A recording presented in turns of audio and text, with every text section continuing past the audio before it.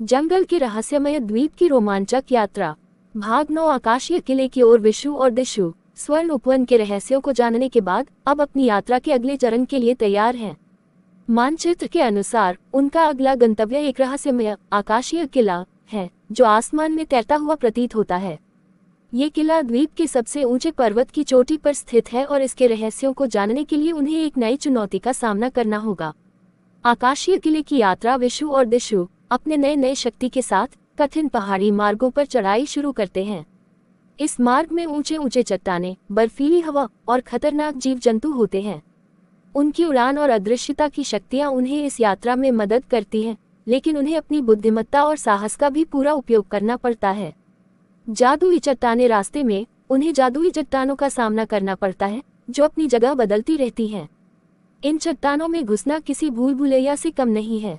विशु अपनी उड़ान शक्ति का प्रयोग करके चट्टानों के ऊपर से रास्ता खोजता है और दिशु अपनी अदृश्यता का प्रयोग करके सुरक्षित मार्ग बनाती है। हिमालयी भालू। आगे की यात्रा में वे एक विशाल हिमालयी भालू का सामना करते हैं। ये भालू बहुत ही शक्तिशाली और खतरनाक होता है, लेकिन विशु और दिशु की नई शक्तियां और समझदारी उन्हें इस भालू से बचा लेती हैं।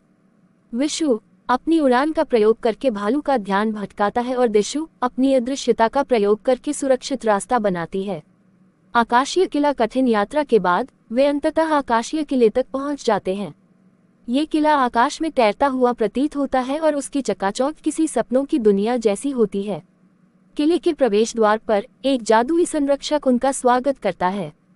जादुई संरक्षक की चुनौती। जादुई संरक्षक विशु और दिशु को एक नई चुनौती देता है। ये चुनौती 3 चरणों में बंटी होती है। पहला चरण, उन्हें एक जादुई पहेली को हल करना होता है जो उनकी बुद्धिमत्ता का परीक्षण करती है। ये पहेली किले के दरवाजे पर अंकित होती है और उसे हल करने से ही दरवाजा खुलता है। दूसरा चरण, उन्हें एक विशाल जलप्रपात को पार करना होता है जिसमें बहुत ही तीव्र धारा होती है। विशु अपनी उड़ान शक्ति का प्रयोग करके और दिशु अदृश्यता का प्रयोग करके इस चुनौती को पार कर जाते हैं।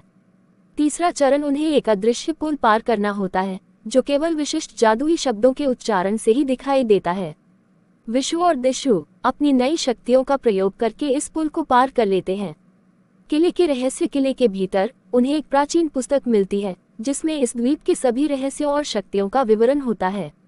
ये पुस्तक उन्हें बताती है कि इस द्वीप का निर्माण एक प्राचीन सभ्यता द्वारा किया गया था जिसने जादू और विज्ञान को मिलाकर अद्भुत शक्तियां प्राप्त की थीं। इस पुस्तक में कई जादुई मंत्र और विधियां होती हैं जिन्हें सीखकर वे अपनी शक्तियों को और भी बढ़ा सकते हैं। आगे की योजना। पुस्तक के अध्ययन के बाद विशु और दिशु को पता चलता है कि उनके सामने और भी कई चुनौतियां और रहस्य हैं, लेकिन अब वे अपनी नई शक्तियों और ज्ञान के साथ तैयार हैं। उनकी यात्रा का अगला गंतव्य प्रकाश का मंदिर है, जहां उन्हें और भी अधिक ज्ञान और शक्तियां प्राप्त हो सकती हैं। आगे जारी रहेगा।